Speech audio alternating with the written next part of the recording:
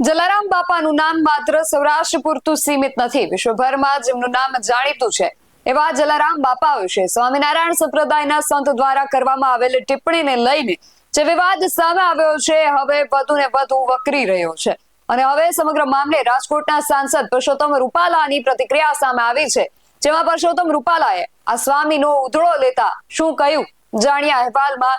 જય Hind, બેસાઈન TV news પર આપની સાથે હું છું નિધિ ગઢવી। વડતાલ સ્વામિનારાયણ સંપ્રદાયના સ્વામીએ કરેલ વિવાદિત નિવેદન બાદ હવે આ મુદ્દો વધુ ને વધુ વિવાદિત બની રહ્યો છે। જ્ઞાન પ્રકાશ સુરતના અમરોલી ખાતે એક સત્સંગ દરમિયાન તેમણે જલારામ બાપા વિશે આ વિવાદિત ટિપ્પણી કરી હતી, જેના કારણે આ વિવાદ વકર્યો છે। જોકે આ વિડીયો વાયરલ થતા રઘુવંશી સમાજે જ્ઞાન પ્રકાશ સ્વામી સામે રોષ વ્યક્ત કરી વિરોધ નોંધાવતા જ્ઞાન પ્રકાશ સ્વામીએ અન્ય એક વિડીયો શેર કરી માફી પણ માંગી હતી, પરંતુ માફી બાદ પણ આ મુદ્દો વધુ સળગી રહ્યો છે। ત્યારે હવે આ મામલે રાજકોટના સાંસદ પરસોત્તમ રૂપાલાનું નિવેદન સામે આવ્યું છે। રૂપાલા દ્વારા સ્વામીનો ઉધડો લેવામાં આવ્યો છે। સ્વામીનો ઉધડો લેતા તેમણે શું કહ્યું સાંભળીએ। આ બહુ જ દુઃખદ બીના છે।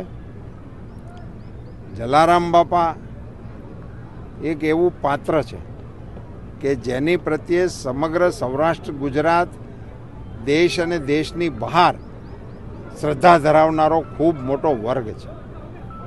બીજું, જલારામ બાપા એ આપણા શ્રદ્ધા અને સેવાનું કેન્દ્ર છે, જે કેન્દ્રમાં હરિહરનો હાથ ટાઈમ નગારે દાંડી મારીને કરવામાં આવે એવા શ્રદ્ધાના કેન્દ્રોની ઉપર બીજું આજે વિશ્વમાં કદાચ ક્યાંય હશે તો મને ખબર નથી, પણ જ્યાં પૈસો ન સ્વીકારવાનું કહેતા હોય, જે અત્યંત દુર્લભ કહેવાય આ સમયની અંદર, જ્યાં માણસોને ઊભા રાખ્યા છે। હું હમણાં દર્શને ગયો હતો તો કોઈ ભૂલથી ત્યાં સિક્કો ખિસ્સામાંથી પોતાની શ્રદ્ધા પ્રમાણે નાખે, પણ એ ન નાખવો એવું કહેવા માટે પગાર આપીને માણસોને રાખે એવી જગ્યાની સામે બોલતા પહેલાં અરીસામાં જોવું જોઈએ।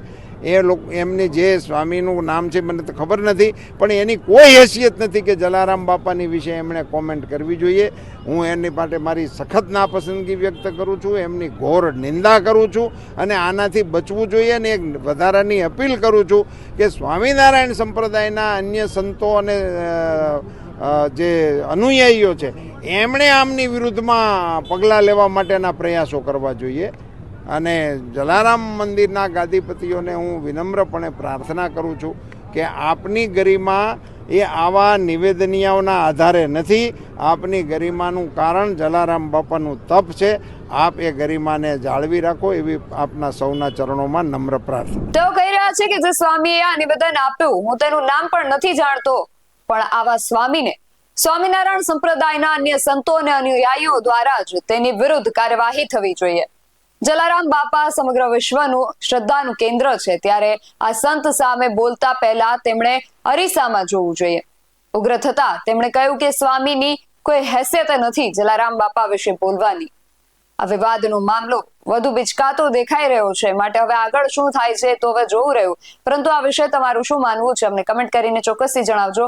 આવા જ વધુ અહેવાલો સાથે મળતા રહીશું। તમે મારી યુટ્યુબ ચેનલને સબસ્ક્રાઇબ કરવાનું અને અમને ફેસબુક અને ઇન્સ્ટાગ્રામ પર ફોલો કરવાનું ભૂલશો નહીં। બાકી અવનવી અપડેટ્સ માટે આપ જોતા રહો બેસાઈન ટીવી ન્યૂઝ। નમસ્કાર।